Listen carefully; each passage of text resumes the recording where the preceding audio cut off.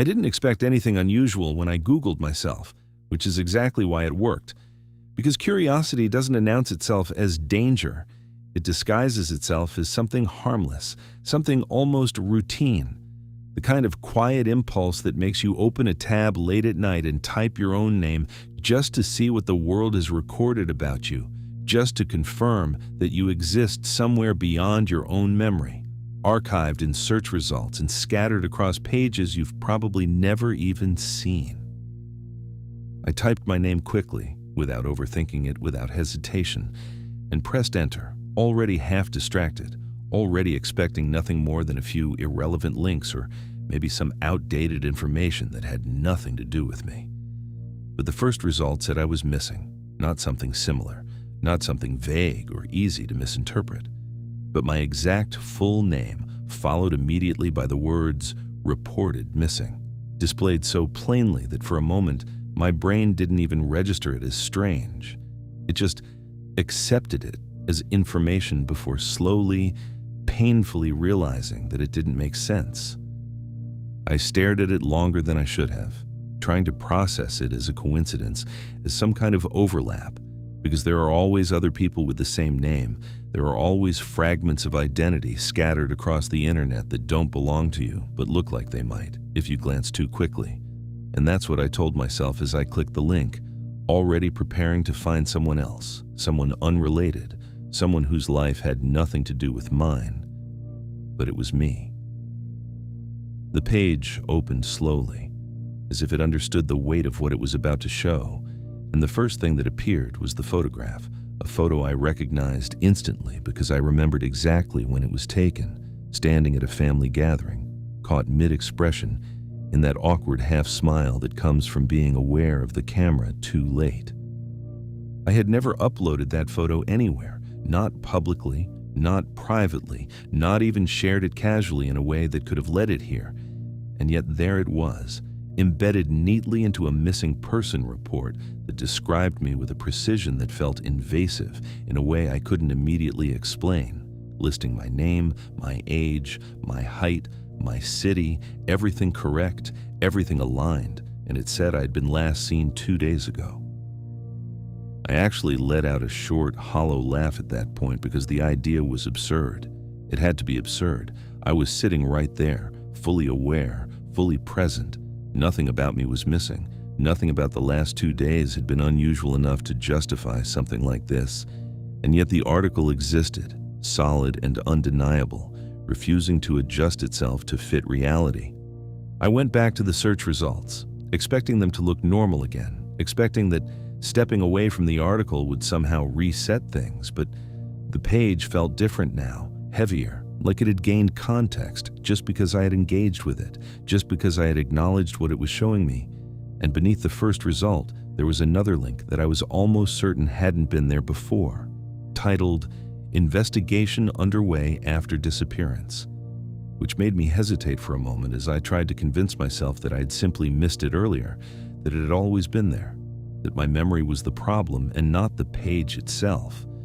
But the doubt didn't sit right because it felt forced, like trying to cover something up instead of understanding it, so I clicked it anyway.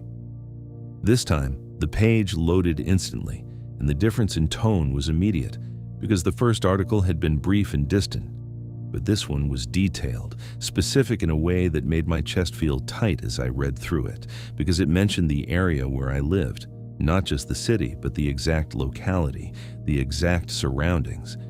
And then it mentioned something that made everything shift slightly out of place, stating that neighbors had reported hearing something unusual the night I went missing.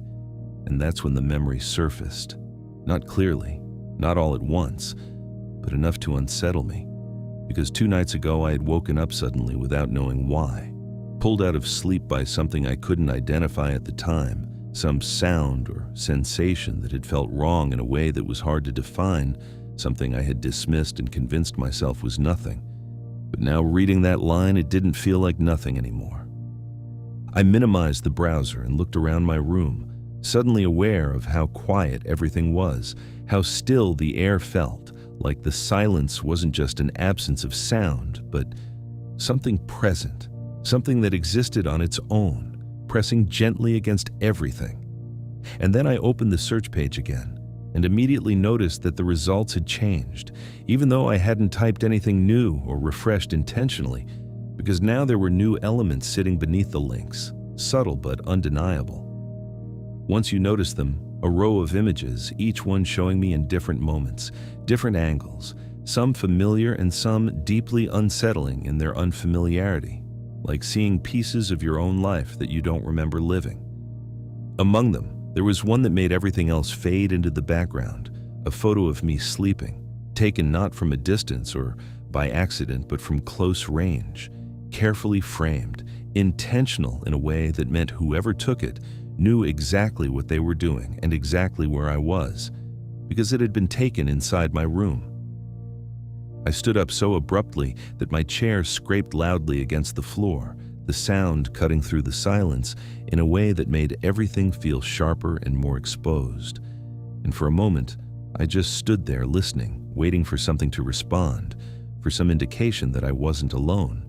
But nothing moved, nothing changed. The door was still locked, the windows were still shut. There was no sign that anyone had been there, and yet the photo existed in a way that couldn't be denied. I turned back to the screen slowly, cautiously, like approaching something that might react to sudden movement. And the moment my eyes settled on it again, I saw that the results had shifted once more. Because now there was a third article that hadn't been there before, newer than the others, with a timestamp from today.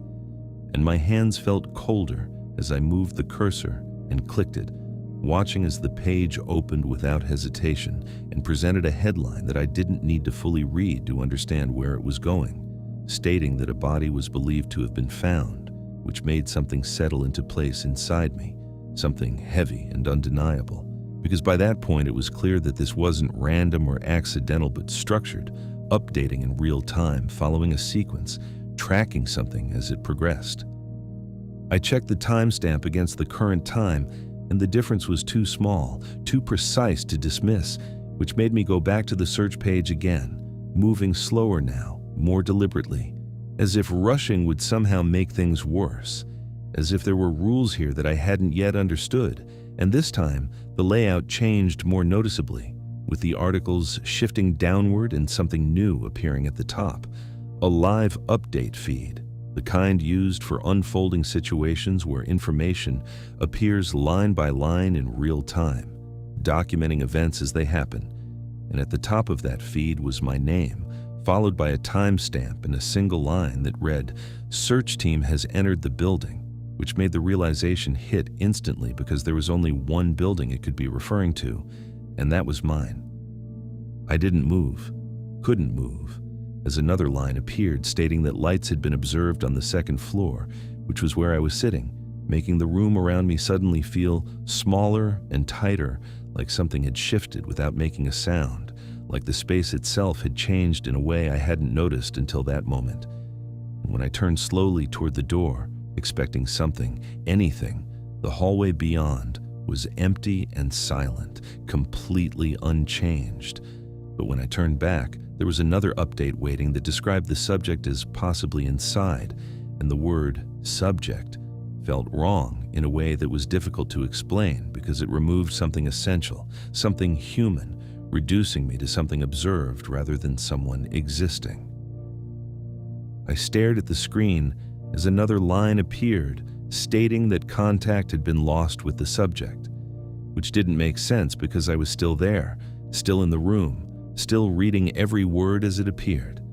And yet the next update contradicted even that by stating that the subject was now viewing the page, which made everything inside me go still in that suspended, unnatural way where even your thoughts feel delayed because it knew I was looking, it knew I was there, it was responding to me in real time.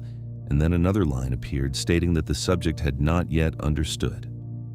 My fingers hovered over the keyboard, hesitating in a way they hadn't before, because this was no longer curiosity.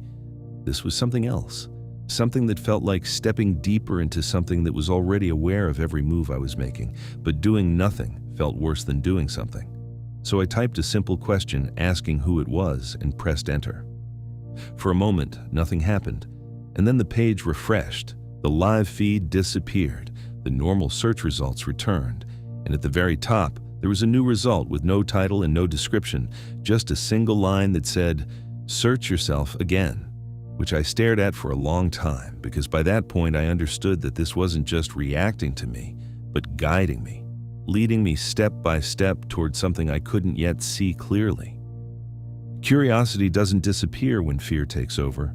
It sharpens, it becomes harder to ignore, and despite everything I typed my name again and pressed enter, only to find that this time there were no articles, no images, no links, just a blank page with a single line in the center that read, "You're not the one searching anymore." And beneath it, slowly, almost imperceptibly, a blinking cursor appeared, waiting, not for me to search, but for me to type, for me to respond, for me to continue something that no longer felt like a search, but like a process that was still unfolding. I leaned closer to the screen without realizing it, as if proximity would somehow make it clearer, but the words didn't change. And that's when the realization settled fully, deeper and heavier than anything before, because up until that point I had been the one initiating everything. I'd been the one searching, clicking, reacting. But now something else was waiting for me to continue, waiting for me to become part of it, waiting for me to replace something rather than find it. And if you're reading this now, if you've ever felt that quiet urge to type your own name just to see what exists out there, then you should understand that the difference doesn't appear all at once. It starts small, one result, one detail, one thing that doesn't quite fit. And by the time you realize that something is following you instead of reflecting you, you've already gone too far.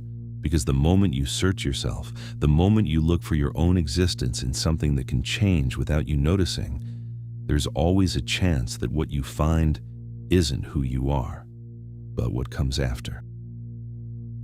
If this felt real, that's because it was almost real. I'll see you in the next memory.